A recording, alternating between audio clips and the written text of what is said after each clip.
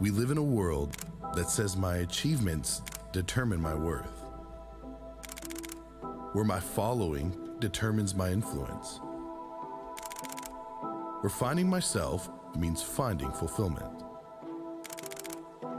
The world says I'm blessed when I rely on myself, but Jesus says I'm blessed when I realize I can't. The world says I'm blessed when I conform to fit in, but Jesus says I'm blessed when I stand up for what's right. The world says I'm blessed when I build my own kingdom, but Jesus says I'm blessed when I look to the kingdom that's coming.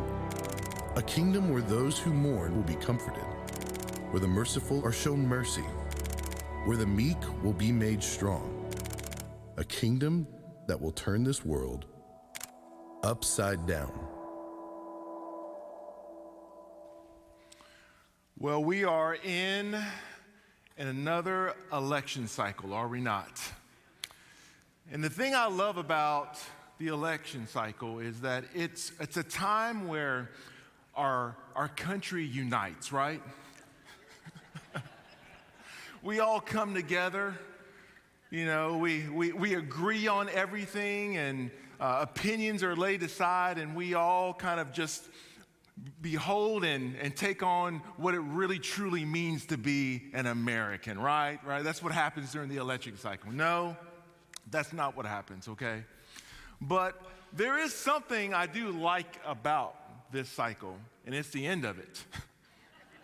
It's the end of it.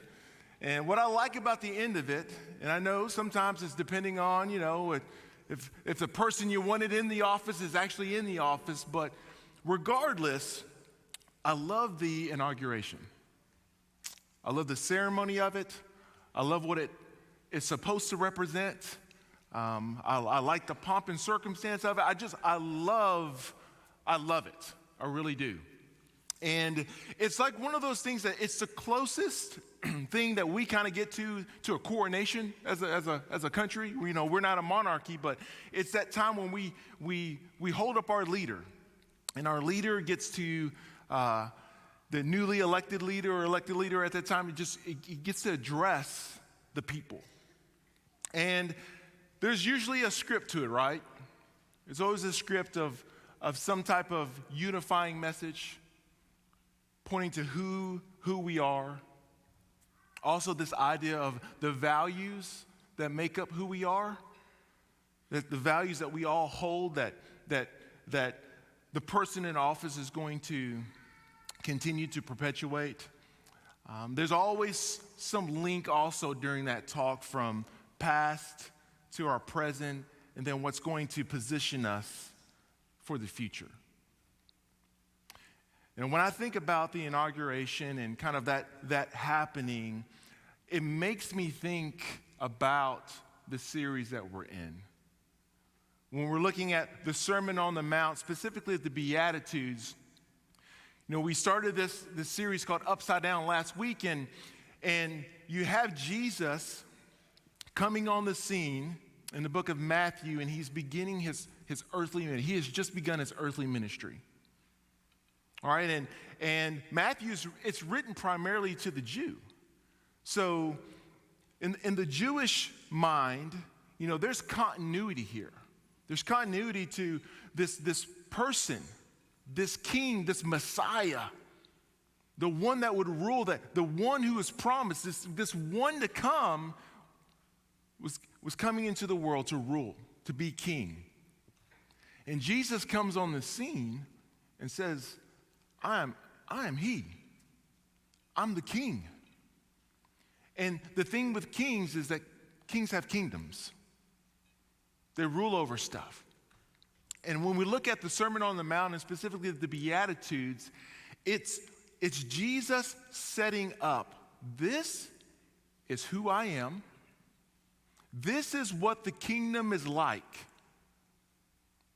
These are the values of the kingdom, but also these are the inhabitants. These are the kinds of people that make up the kingdom of heaven. Right, so if you have a Bible, you can make your way to Matthew chapter 5. So as we consider to look at this series upside down, the Bible turning the values of the world on its head is not a new thing. God has always functioned and operated in his world, the world that he has created, in a way that is to us a little counterintuitive. It's not at face value the way that we would go about things, which is in part the problem. All right?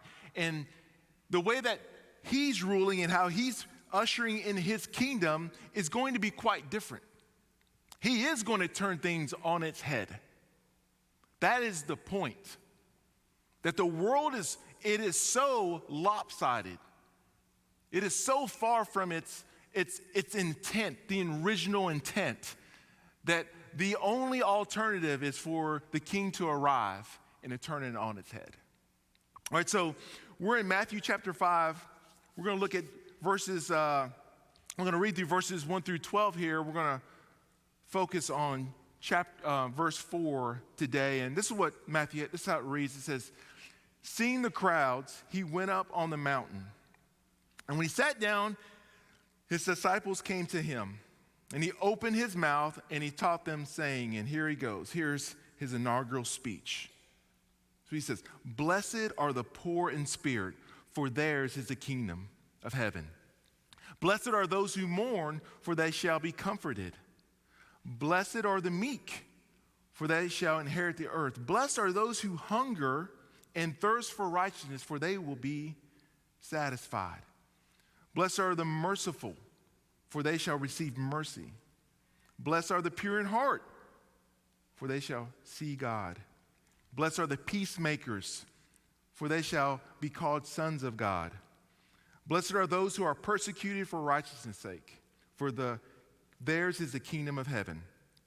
And blessed are you when others revile you and persecute you and utter all kinds of evil against you falsely on my account. Rejoice and be glad, for your reward is great in heaven. For so they persecuted the prophets who were before you. Now, last week, Pastor Scott, he opened this up and he let us see that there's a formula to the Beatitudes. That there are three things that are 3 points that are being made in each of these Beatitudes. I just want to recap and review those real quick.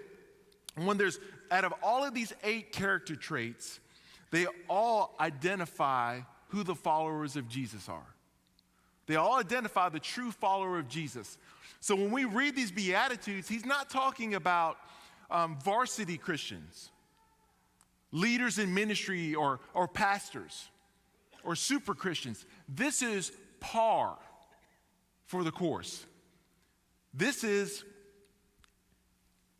every believer who is part of the kingdom. So these character traits, they serve as a litmus test. These are actually evidences that we are part of the kingdom. Now, we don't do these things in order to be part of the kingdom. We don't work these things out in order to be saved. Okay? These are the natural result of those who are already saved. All right, and you know that by how they're indicated, that these are the true followers of Jesus. The second one is that all of these 8 character traits, they open the door to inner happiness and fullness. That's what it means to be blessed, to truly be blessed. There's an inner focus here that will and does have an external reality, and ultimately will have an external reality when the kingdom is fully established. But right now, as Christ rules over his people, his church, and rules over our hearts, that we experience the inner happiness and fullness of life. This is what flourishing looks like. This is what human flourishing looks like. This is what it looks like to live a happy and fulfilled life.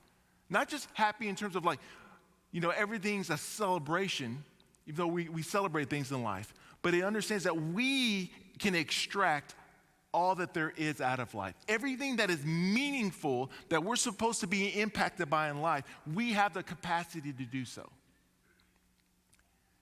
The fullness of life. And the last one was that these 8 character traits, they all have this corresponding promise. There's always a result. So King Jesus, he's showing up. He's showing us who the inhabitants of the kingdom are and what we can expect from them. But he's also, because of who we are, it gives the indicator of what we shall receive. So each of these have a corresponding promise that follows it. That because of who we are, we can expect certain things. Because we belong to the King and his kingdom, there are things that we will receive. There are things that are promised to us that God will deliver on. All right? And this morning, we got a real fun one, right? A real fun one in verse 4. It says, "Blessed are those who mourn, for they shall be comforted." Now, I do want to say this about the Beatitudes, because when you read it, it's not quite how we would play things out. It's a bit paradoxical. All right? And it's easy maybe to look at these Beatitudes or these character qualities and say that, do they really work in our world? Do they really work? This just seems like I'm putting myself on a path to where it's going to end like the Beatitudes end. Blessed are those who are persecuted. It just doesn't sound like the path that I really want to be on. It doesn't sound like flourishing. It doesn't sound like fulfillment. And you're telling me that as I mourn, I'm blessed. As I experience sorrow and sadness, that's the blessing of God? That somehow God's favor is on my life in my sorrow, in my sadness? Does this really correspond with reality? And my encouragement to you as we continue this series is it absolutely does correspond with the reality. This is real. And what Jesus is trying to show us is this is how you actually win in life. Not only this life, but the one to come. Now, if you're only living for this life, it can really seem like this doesn't fit. But there is a life to come. There is a kingdom to come. And when you live these things out in this current world, it's going to feel a little weird. You're going to feel a little off. You're going to feel like you don't fit in this world. And you know why? Because you don't. Because you don't. And as we grow in these things and we grow in these qualities and we experience the promises of God, the fact that we stick out and the world's living on one end and we're living on the other end, that's actually what makes it work. There's a clear distinction between kingdoms. There's a clear distinction between people. There's a clear witness on who the king is. There's a clear statement on where things are going and where things are moving. It's clear. And the more that we try to move away from those characteristics, those qualities, the more we try to identify ourselves with the qualities that work in this present world, we actually separate ourselves from the kingdom that is to come. So we're going to feel weird now. It's going to feel different now. You know why? Because we're different. We are different. And he says, blessed are those who mourn, for they shall be comforted. There's continuity in the Beatitudes. So we can't look at 4 without looking at 3. All right, we can't look at 5 without looking at 4 and 3. It's a package deal. So when you look at it, it says, blessed are those who mourn, for they shall be comforted. But you have to look at that in the context of verse 3 here, where it says, blessed are the poor in spirit, for theirs is the kingdom of heaven. And that's what we covered last week. Pastor Scott walked through that with us. He let us know that poor in spirit, what it means is that you are aware of your utter need and desperate need for God. That's what it means to be poor in spirit. You are aware of your utter and desperate need for God, that we are spiritually bankrupt, that there is nothing that we bring to the table spiritually, and we are dead. All right? He went to Romans 3:10 with this happy verse that we all have on our refrigerators, and it says, there are none righteous, no, not one. No one understands. No one seeks God. All have turned aside. Together they have become worthless. No one does good, not even one. Wow. But we need to hear that. We need to hear that. And we don't want to find ourselves in a place where we think better than the Bible's assessment of who we are. And isn't it a blessing that you recognize the fact that you're poor in spirit? Anybody who is a part of this kingdom, anyone who says, I am poor in spirit, the kingdom of heaven is yours. The kingdom of, that's what happened to me in college. When I gave my life to Christ, I had lived Bruce's life for 21 plus years, 21 years, living for Bruce, loving me some Bruce. Did that for 21 years until when I just want you to know, I was that guy, okay? I was that guy, and I'm not proud of it, but I was that guy in college. And I still remember when this took a turn in my life. I can remember distinctively when God was saying, not any further, Bruce. And he didn't afflict me from the outside. He started messing with the insides. He started messing with the insides. And I remember I came in from, doing what college people do on Fridays and thought I was the man, walking back at my dorm, hollering, look at me, because I'm so important, and I'm at a college that has 1,500 people, and I think I'm the man. And it's just like, I'm just wanting attention.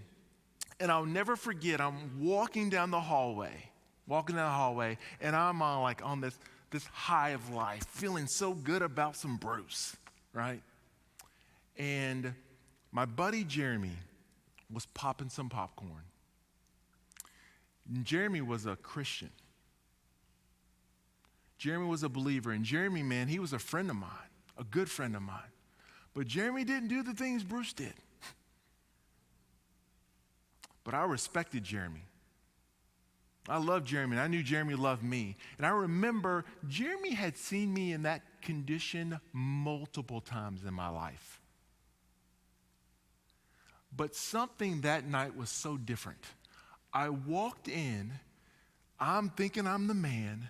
I see Jeremy popping popcorn. He gives me a little what's up. I walk past him, and I went from here to here, just like that. And I couldn't even explain it. I couldn't even process it. I went feeling so good about Bruce to going and sitting on my bed like a small child, trying to figure out, why do I feel bad? Why do I feel like I just got in trouble from my dad? What is this feeling that I'm feeling?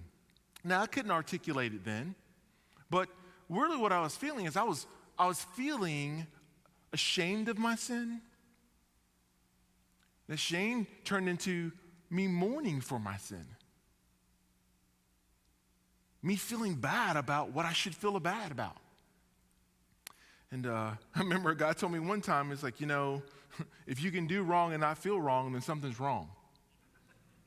Right? And for once in a very, very long time, I began to feel bad. And it didn't feel good, but it was good. but it was good. Blessed are those who mourn, for they will be comforted. Now, the big point that I want you all to see as you listen and you walk away today is that our mourning points to our need for God, and it's actually the pathway to comfort. We want comfort, we want to feel good, but we don't want to sometimes feel bad. And isn't that kind of what the gospel is? We want the love and mercy part and the forgiveness, and we want all of that stuff on that part of the gospel, right? Because the gospel is good news. But woven into the good news and to really appreciate the good news is that you have to understand the bad news part of that. Like in that Romans verse, is that what we have to do, we're rebels. You understand the bad, man, the good really gets good. It really gets good.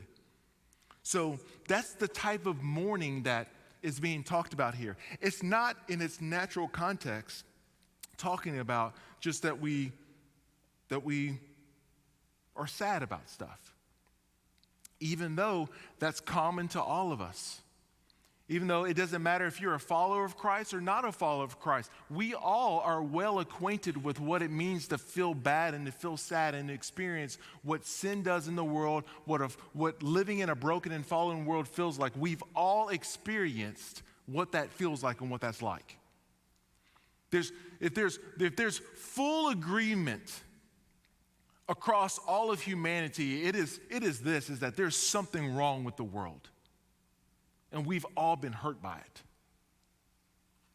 Externally, and we've also hurt people and been hurt by people. And it's all because of sin. So the immediate context here is dealing with our most pressing reason for mourning, and that's our personal sin. The sin that lives in us. The poor in spirit recognize that, and we mourn it. We mourn it. We don't feel good about it. We mourn it. And we mourn things when we experience loss. And the reason we mourn that is because what we've lost with sin, we fully understand, right? What we lost with sin is that we lost what we value the most. So with any of us that have experienced any kind of loss in life, it's because someone or something was important to us and now it's not there anymore.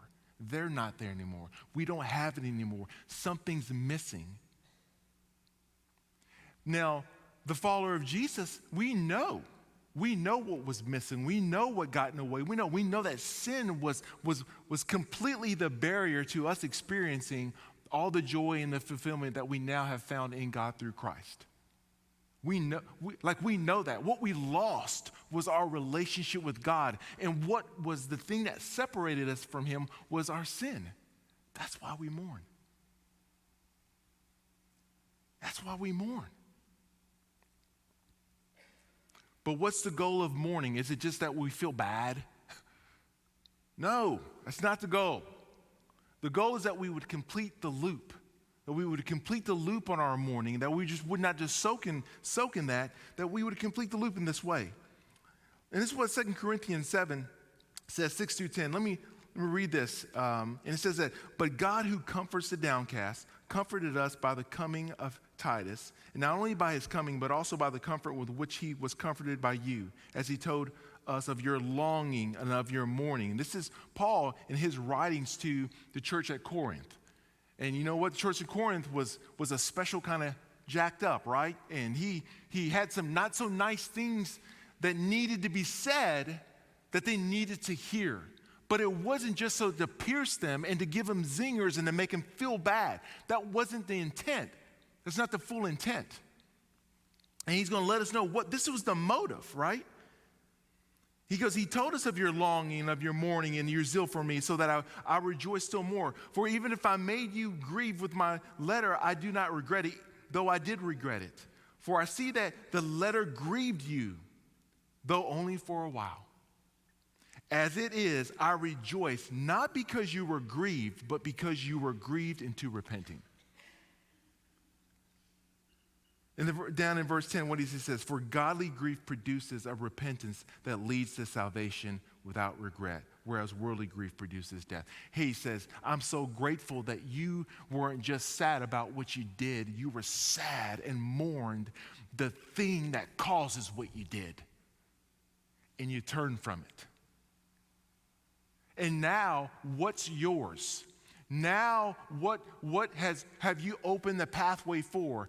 Comfort upon comfort, forgiveness of sin, all of those things, everything that God has at his disposal to give to you, you can now receive.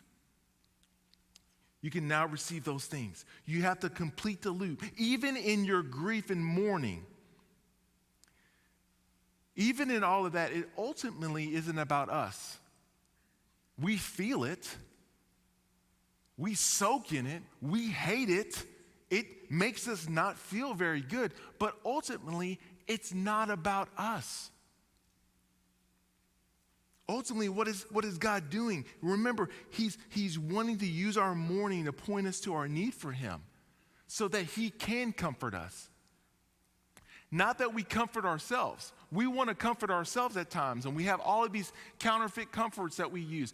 Or sometimes we just want to distract ourselves, and we get into the scrolling warp. Has that ever happened to you all? Like if we're honest, we just don't like to deal with stuff that doesn't make us feel good.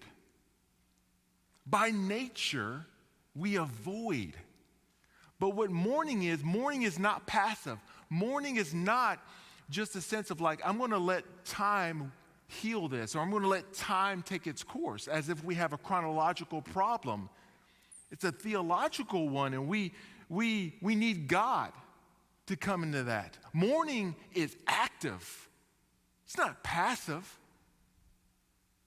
Mourning, in the way that the Bible is talking about, is leaning into and completing the loop, and that I feel this, but God, I know that it's leading me to you. And God, I know that this is a means to you. That's, dare I say, the beauty of mourning, the beauty of it, that it can lead us to God. You know, in the gospel, there is what's happening there. It really is a gospel of comfort. So when we're sharing the gospel, when you think about evangelism in nature, there's no greater comfort for any human being to know that their sins are forgiven. There's nothing more comforting than that. That someone who is poor in spirit,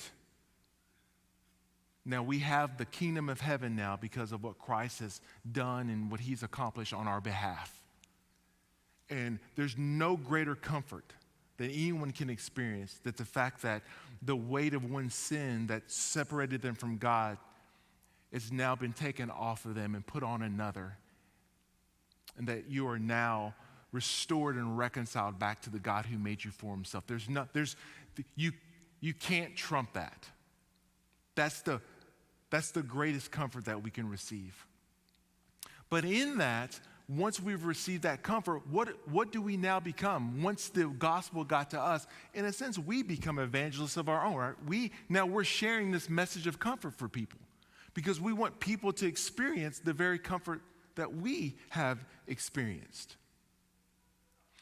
But even in the gospel and how we live those things out, we align ourselves so much with the heart of God is that we meet other people in their sorrow. We meet people in their pain.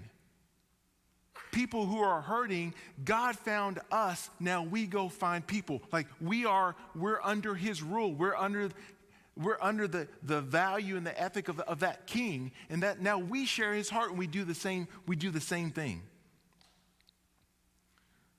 So we feel things in our world because we're aligned to the heart of God. Things that bother God, they bother us. Things that break the heart of God, they break our heart. Psalm 34:18 says this, is that the Lord is near to the brokenhearted and saves the crushed in spirit. You can almost hear the first two Beatitudes in that psalm right there. The Lord is near to the brokenhearted. He saves the crushed in spirit. God meets us in our affliction, in our trials, in our hardships. That's what he does. He works in them because he purposes those things. They're not the end. They're a means. They're the pathway. It's never the end. It's a means to him. And the beauty is that even in our mourning, we can be blessed. We can be blessed because we have the comfort of God at our disposal. All the comfort and the peace that God gives is ours. The reason why comfort is there is because God is there. He is there. His presence is there. It's no irony here that when the Bible talks about the Holy Spirit, he's referred to as the Comforter. It's a comforter. So God is near to the brokenhearted. And those who have experienced the comfort of God in this way, it's not only for you, it's also for others.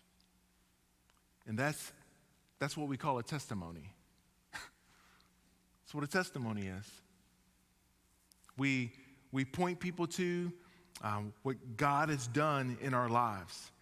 I'm just going to, just listen to this in 2 Corinthians chapter 1, verses 3 through 9 for a second here. And it's a good length of passage, but I want you to just kind of let it wash over you. It says, "Blessed be the God and Father of our Lord Jesus Christ, the Father of mercies and the God of all comfort, who comforts us in all of our affliction, so that we may be able to comfort those who are in any affliction." Let me read that. "Who comforts us in all our affliction, so that we may be able to comfort those who are in any affliction, with the comfort with which we ourselves are comforted by God." I'm going to jump down to verse 9 here. It says, "Indeed, we felt that we had received the sentence of death, but that was to make us rely on so that we would not rely on ourselves, but on the God who raises the dead." So I want you to think about this. Paul's saying, hey, I know I'm writing some stuff to you, and it stings a bit. It stings you, but I want you to understand that the sting isn't there for you just to feel bad. The sting is there so that you would actually turn to God. Now I want you to understand something that Paul's saying, this has happened in our lives. We've been afflicted. We've gone through stuff. But we understand this, and we're not short-sighted, that the things that we've gone through, the things that we were in need of God's comfort for, that we understand that God gave us that comfort so that we in turn could comfort others. That it wasn't that I would just receive the comfort of God and sing kumbaya and have this moment of like me and you, just me and you, God, thank you so much for meeting me in this place. But God is saying, no, now you complete the loop in this way, in that the comfort that I've given you, you now give to others. You now speaking to others, like I've given you a unique look in terms of how I minister to you, how I care for you, so that you now in turn can take that and care for others. That's what happens. He says, so the comfort that we receive is not only meant for us. Just remember that. In some way, in God's wisdom, you may be thinking, I'm going through it. I'm mourning not only my sin, I'm also mourning like the impact of sin that it's had on my life, on our world, on our city, on my neighbor, on my family. Like we just hate sin. We hate what it does. And you're in good company because God hates what it is and he hates what it does. So the comfort that we receive is not only for us. Is meant to be shared. For what purpose? To point others to the hope of God. To show them, hey, there's complete the loop. There's a pathway here. That's how we testify to the goodness of God. We speak of God's work in our lives. And this morning, we're going to look at a story of a family who suffered loss, who suffered a great loss.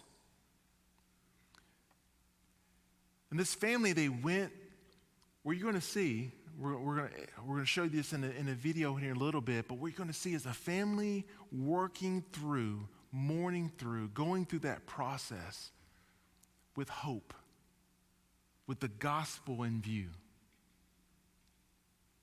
Does it make it hurt less? I'm gonna be very clear. It could make it hurt more.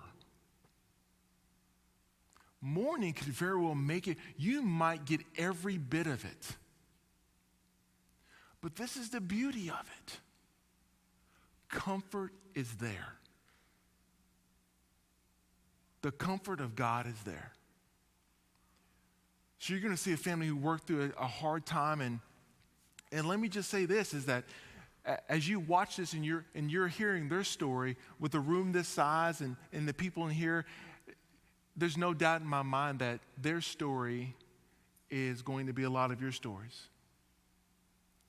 And maybe your hardship, maybe your pain and your suffering, maybe the mourning that you had to process through and go through is not an identical story to theirs, but it's going to maybe resurface some things in your life.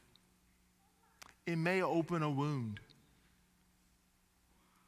You may feel some things that you hadn't felt in a long time.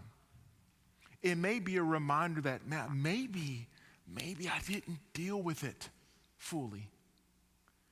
I want you to know that no matter how deep the cut is, it is not too deep for the comfort of God to reach it. And that is true.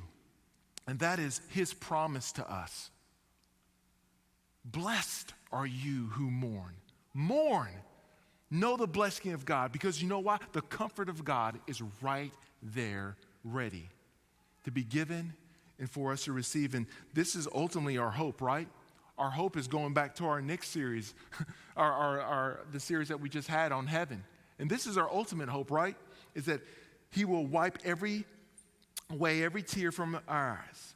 And death shall be no more, neither shall there be mourning, nor crying, nor pain anymore, for former things have passed away.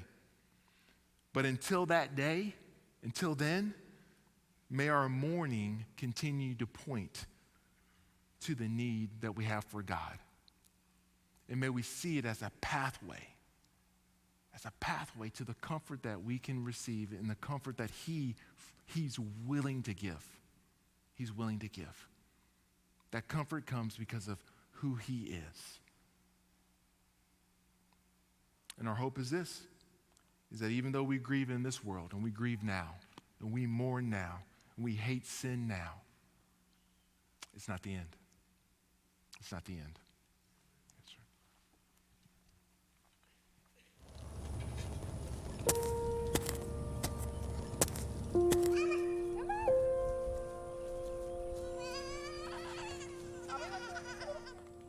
Can I hold it?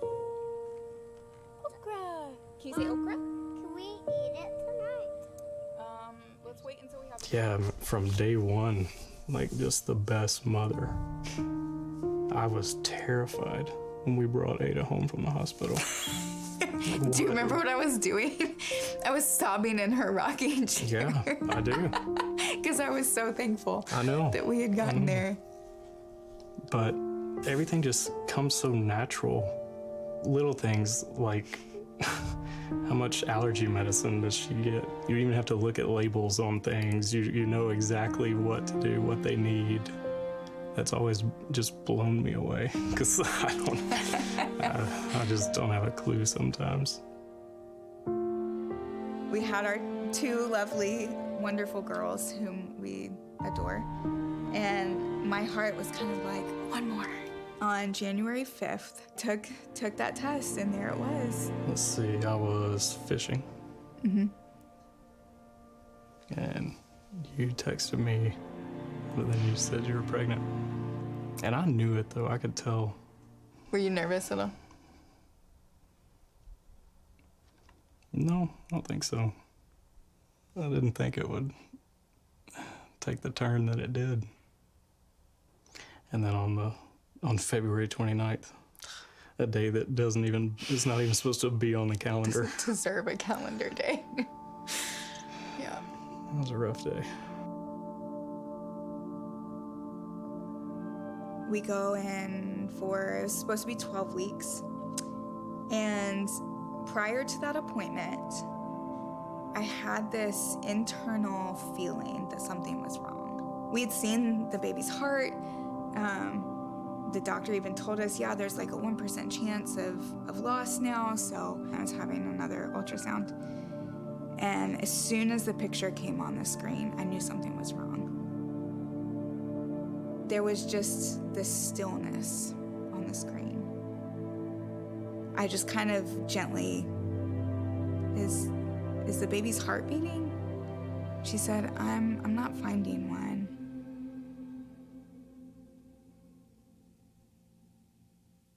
I thought you handled this situation just as good as any mother possibly could. Because I'm not sure that there's anything worse, mother or father, to lose a child. No matter when you lose them. Right. Yeah. But you were really quick to vocalize that that baby didn't have to choose Jesus. Father, we love you. Mm-hmm. We're so grateful for the peace that you've given us in this. We still don't understand why. We don't have to. Mm-mm. We trust that your will is being done in our lives. And you've showed us time and time again that you know better what we need. Yeah. And we're so grateful because we know you will use this for your glory. Yes. So we love you, and we thank you for everything you do for us.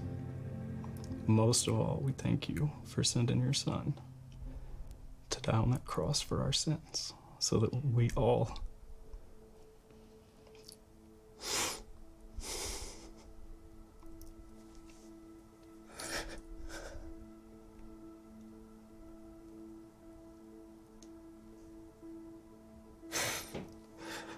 so that one day we'll get to hold that baby too.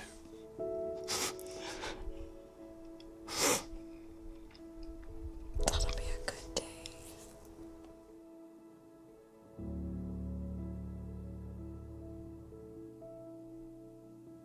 The next day, after much prayer and tears, we were working in our garden. I told Clay, let's do something today to get our minds off of it, to try to start to step forward.